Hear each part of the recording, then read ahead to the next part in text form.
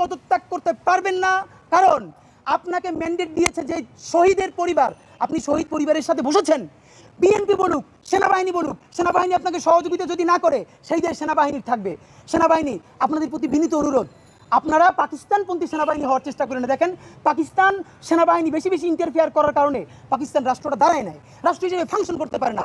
আপনারা আল্লাহরও আসতে আপনারা ইনস্টিটিউশন ডেভেলপ করেন, আপনার পৃথিবীর প্রফেশনাল শ্রেষ্ঠ আর্মি হন, কিন্তু আপনারা রাজনৈতিক স্টেক নেওয়ার চেষ্টা করেন না। ডক্টর ইউনূস সাহেব, আপনার কোনো এখতিয়ারই নাই পদত্যাগ করার, কারণ আপনাকে বসিয়েছে 1500-র অধিক শহীদ পরিবার, আপনাকে বসিয়েছে অগণিত অন্ধ পঙ্গু জুলাই যোদ্ধারা। সুতরাং আপনাকে বসিয়েছে যারা, আপনাকে ছাড়তেও বলবে তারা, আর কেউ আপনাকে ছাড়ার এখতিয়ার নাই। বাংলাদেশে শুধু আপনাকে গার্ডিয়ান মেনে আমরা এই পর্যন্ত রাজপথে পড়ে আছি। আপনি বিদেশ চলে যাবেন, আমরা যাব কোথায়? আপনি যদি পদত্যাগ করতেই চান তাহলে বাংলাদেশের সমস্ত জুলাই যোদ্ধাদের নিরাপত্তা দিয়ে পদত্যাগ করতে হবে। তার আগে পদত্যাগ করে আপনি যমুনা থেকে বের হইতে পারবেন না, আমরা বলে দিলাম। যদি আমাদেরকে আবারও রাজপথে দাঁড়ান লাগে, আপনি গৃহযুদ্ধ শুরু হয়ে যাবে দেশে। আপনি কি বলেন?